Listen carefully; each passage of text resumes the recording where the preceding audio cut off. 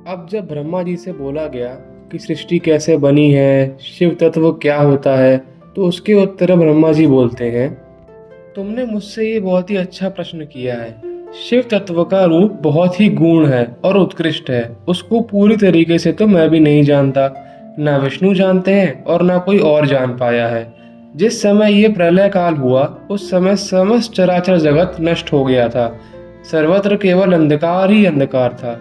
ना सूर्य था, ना नक्षत्र और ना कोई ग्रह।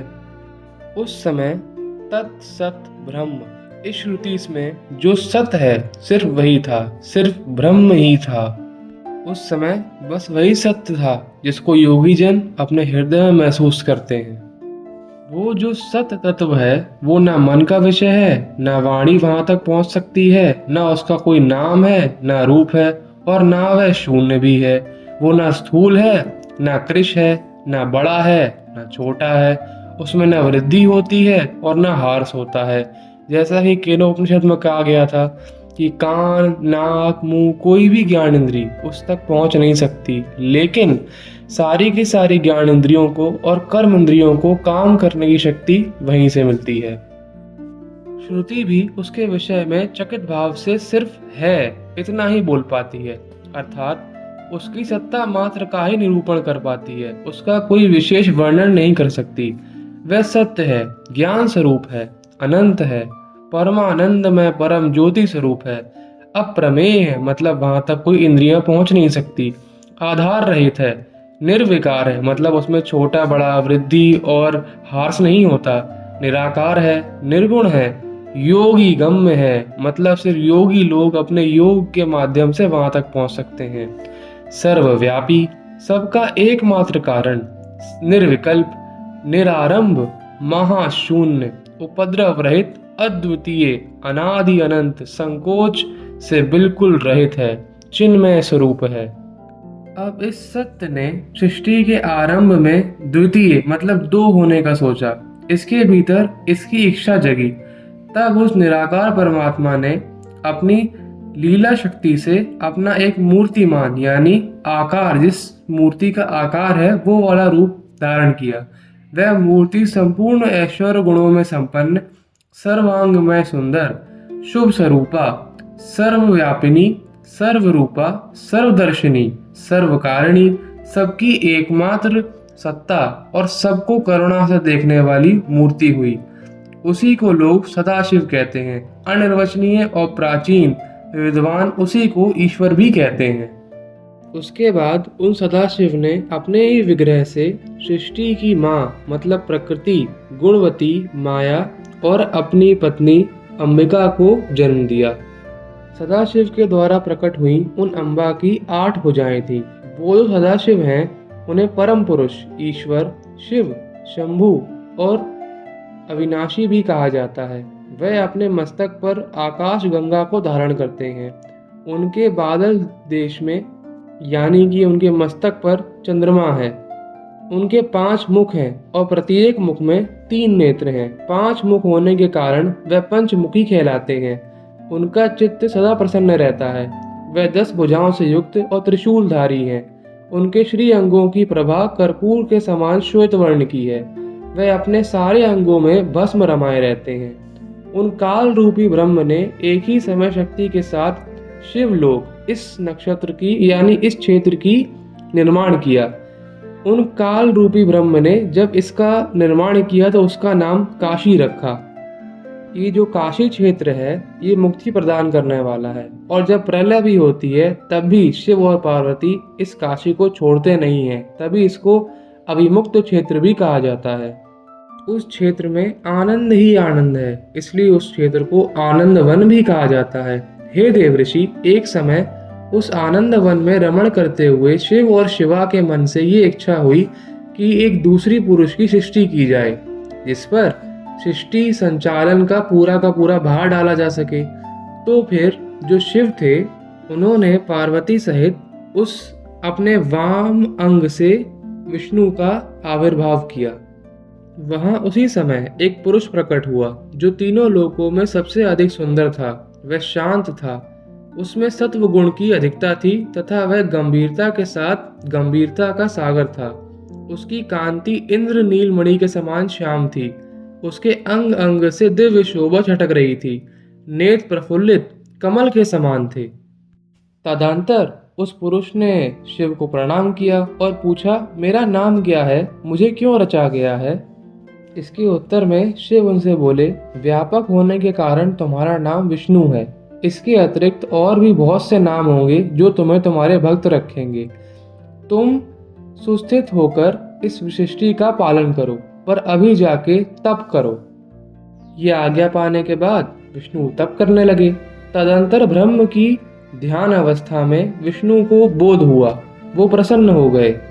उस समय शिव की इच्छा से तपस्या के परिश्रम में निरत विष्णु के अंगों से अनेक प्रकार की जलधाराएं बहने लगी।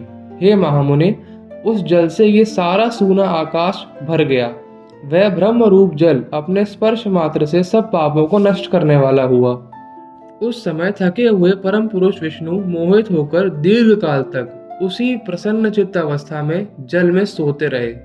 नार अर्थात जल में शयन करने के कारण उनका नाम नारायण पड़ा। उसके बाद उन नारायण से इस सृष्टि में जितने 24 तत्व हैं उनका आविर्भाव हुआ। उनको बताता हूँ मैं तुमको कि वो कौन कौन से तत्व हैं। पहले सत्व, रज और तम, ये 3 गुण प्रकट हुए।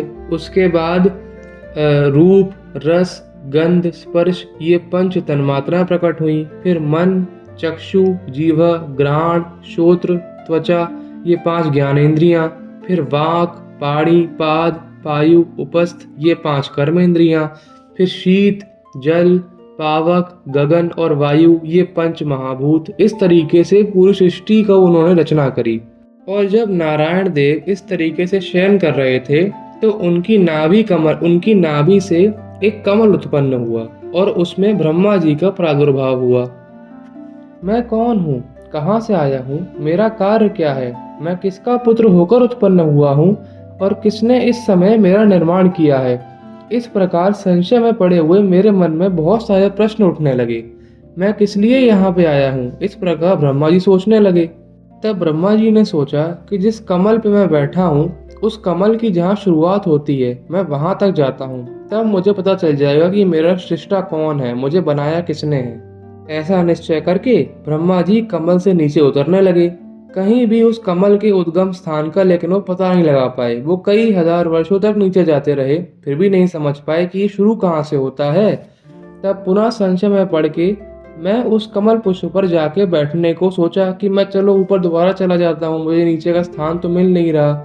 लेकिन वो दोबारा ऊपर जाने लगे तो उन्हें ऊपर का स्थान ही मिलना नहीं मिला, तो वो बीच रास्ते में ही रुक गए।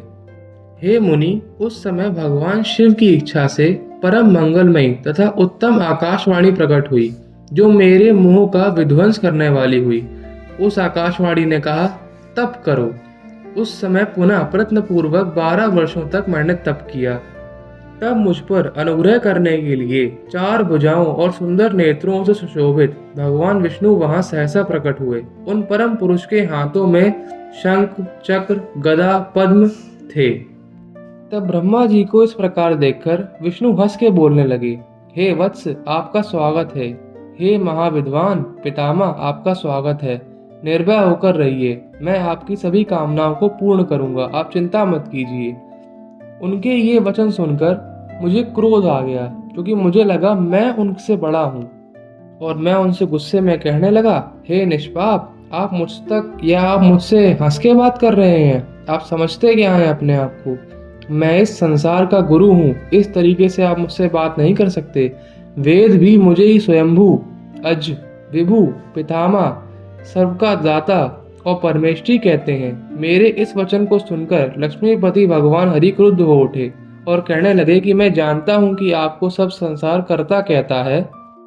आप इस संसार की सृष्टि करने और पालन करने के लिए मुझ अव्यय के अंग से ही प्रकट हुए हैं। फिर भी आप मुझ जगन्नाथ, नारायण, पुरुष, परमात्मा, निर्विकार, विष्णु, संसार के उत्पत्ति स्थान रूप नारायण, महाबाहु, सर्वव्यापक से इस तरीके से बात कर रहे हैं। मैं ही परम ज्योति और परमात्मा विभु हूँ। इस जगत में आज जो कुछ भी है, जो ये चराचर जगत दिखाई दे रहा है, वो सब मेरी ही रचना है। अब विष्णु जी का ये वचन सुनकर मुझ ब्रह्मा को बहुत ही क्रोध आया गया माया के वशीभूत हुआ मैं उनको डांटते हुए पूछने लगा कि आप कौन हैं और किस लिए इतना अधिक निरर्थक बोल रहे हैं। अपना आप ना तो ईश्वर हैं ना परब्रह्म है, कोई ना कोई आपका भी कर्ता जरूर है। महाप्रभु शंकर की माया से विमोहित मैं उन भगवान विष्णु के साथ भयंकर युद्ध करने लगा। इसी बीच हम दोनों के छिड़े विवाद को शांत करने के लिए और ज्ञान प्रदान करने के लिए हम दोनों के सामने एक लिंग प्रकट हुआ। वह लिंग अग्नि की प्रचंड 1000 ज्वालाओं से भी अधिक ज्वालमान था, सैकड़ों योजनों से भी बड़ा, बहुत ही ज्यादा बड़ा, जिसका ना तो आदि था ना अंत था। उस ज्योति स्तंभ को देखने के बाद विष्णु मुझसे कहने लगे कि अरे आप मुझसे इतनी स्पर्धा क्यों कर रहे हैं? हमारे बीच तो कोई तीसरा भी है, पहले इसके बारे में पता लगाते हैं। हम दोनों इस अग्नि से उत्पन्न लिंग की परीक्षा करें और इसका पता लगाएं कि इसका आदि और अंत कहाँ है। मैं इस अनुपम अग्नि स्तंभ के नीचे जाऊंगा और प्रजापति आप इसकी परीक्षा करने के लिए वायु वेग से ऊपर जाइए। उस समय विष्णु ने वराह अवतार लिया और जो ब्रह्मा जी हैं उन्होंने हंस का अवतार लिया, और इसी प्रकार विष्णु नीचे चले गए, ब्रह्मा ऊपर चले गए। लेकिन हजारों वर्षों तक ऊपर और नीचे जाने के बावजूद उन लोगों को पता नहीं चल पाया कि इसका अंत और आदि कहाँ पे है। तो फिर वो दोबारा एक दूसरे से मिले और जो स्तंभ है उसकी स्तुति करने लगे कि कौन है ये, कौन है आप। उस समय वहां उस स्तंभ से ओम ओम ऐसा शब्द आने लगा, जो स्पष्ट रूप से प्लुत्स रूप से इस तरीके से आने लगा। जोर से प्रकट होने वाले उस शब्द के विषय में ये क्या है, ऐसा सोचते हुए समस्त देवताओं के आराध्य भगवान विष्णु मेरे साथ संतुष्ट चित्त से वहां खड़े रहे। उन्होंने लिंग के दक्षिण भाग में सनातन आदि वर्ण आकार का दर्शन किया, तदंतर उत्तर भाग में उकार का दर्शन किया और मध्य भाग में मकार का दर्शन किया। इस तरीके से वो पूरा धाम, जो पूरा का पूरा स्तंभ था, वो ओम इस नाद से गूंजायमान हो रहा था। तब वहां पे एक ऋषि प्रकट हुए जो सारे ऋषि समूह के परम पूजनीय थे। उन्हीं ऋषि के द्वारा परमेश्वर विष्णु ने जाना कि ये शब्द ब्रह्म शरीर वाले लिंग रूप से साक्षात महादेव जी प्रकट हुए हैं। ये चिंता रहित अथवा अचिंत रुद्र ही हैं, जहाँ जाकर मन सहित वाणी उसे प्राप्त नहीं कर पाती और लौट के आ जाती है। इस परब्रह्म परमात्मा शिव का वाचक प्रणव यानी ओम है। ये ओम का अर्थ है। प्रणव के एक अक्षर आकार से जगत के बीजभूत अंड जन्म भगवान ब्रह्मा का बोध होता है। उसके दूसरे एक अक्षर उकार से परम कल्याण रूप श्री हरि का बोध होता है और तीसरे अक्षर मकार से भगवान नील लोहित शिव का ज्ञान होता है। आकार सृष्टि करता है, उकार मुंह में डालने वाला है और मकार नित्य संहार या फिर अनुग्रह करने वाला है। वो समस्त लोकों के सृष्टा हैं। इस प्रकार वह भगवान महेश्वर ही आ, उ और माँ हैं। इन त्रिविध रूपों में वो वर्णित होते हैं। इसी अभिप्राय से उस ज्योतिर्लिंग स्वरूप सदाशिव ने ओम ओम ऐसा कहा। यह बात यजुर्वेद के श्रेष्ठ मंत्र से सिद्ध होती है। जब श्री विष्णु ने ये जान लिया तो वो भगवान शंकर की कई मंत्रों से उनका स्तवन करने लगे। लेकिन उसी समय हम लोगों ने मतलब ब्रह्मा जी और विष्णु ने एक और रूप देखा। वो रूप था 5 मुखों और 10 भुजाओं से अलंकृत। उसकी कांति कपूर के समान गोरी थी। वह नाना प्रकार की छटाओं से और भांति भांति के आभूषण पहने हुए थे और बहुत प्रकार के अस्त्र शस्त्र लिए हुए थे। इस प्रकार शब्द ब्रह्म शरीरधारी महेश्वर का दर्शन करने के बाद हमने दोबारा ऊपर देखा तो हमें महामृत्युंजय मंत्र, पंचाक्षर मंत्र, चिंतामणि मंत्र तथा दक्षिणामूर्ति मंत्र दिखाई दिए। इसके बाद भगवान विष्णु ने शंकर को तत्वमसि वही तुम हो इस महावाक्य से संबोधित किया। इसके पश्चात ऋग, यदु, साम रूपी वाणियों से कला से युक्त ईशान, ईशाओं के मुकुट, पुरातन पुरुष, अघोर हृदय, मनोहर, सुर गर्भ सदाशिव, तांडव नृत्य आदि कलाओं से युक्त सदाशिव की हम दोनों ने स्तुति करी। हे मुनि, इसके बाद शिव ने परमात्मा श्री हरि को गुह ज्ञान मतलब वो ज्ञान जिससे वो प्राप्त हो सकते हैं वो बताया। वेद का ज्ञान प्राप्त कर कृतार्थ हुआ भगवान विष्णु मेरे साथ हाथ जोड़कर महेश्वर को नमस्कार करके पुनः पूछने लगे, हे देव, आप कैसे प्रसन्न होते हैं? हे प्रभु, मैं आपकी पूजा कैसे कर सकता हूँ? आपका ध्यान किस प्रकार से किया जाए और आप किस विधि से वश में हो सकते हैं? ये सुनने के बाद शिव जी बोले, हे सुरश्रेष्ठ, मैं आप दोनों की भक्ति से निश्चय ही प्रसन्न हूँ। मेरा ये लिंग सदा पूजनीय है, सदा ही धन्य है। इस समय आप लोगों को मेरा स्वरूप जैसा दिखाई देता है, वैसे ही लिंग रूप का प्रयत्न पूर्वक पूजन या चिंतन कीजिए। लिंग रूप से पूजा गया मैं प्रसन्न होकर सभी लोगों को उनके जो मन में फल है वो सब देता हूँ। जब भी आप लोगों को कष्ट हो तब मेरे लिंग की पूजा कीजिए, जिससे आप लोगों का मैं सारा कष्ट हर लूं। ये सुनने के बाद भगवान विष्णु कहते हैं, हे प्रभु, यदि हमारे प्रति आप में प्रीति उत्पन्न हुई है तो आप मुझे बस यही दें कि आपके चरणों में मेरा प्रेम सदैव बना रहे। हे देवेश्वर, हम दोनों का विवाद शुभदायक रहा, जिसके कारण हम आपके दर्शन कर पाए।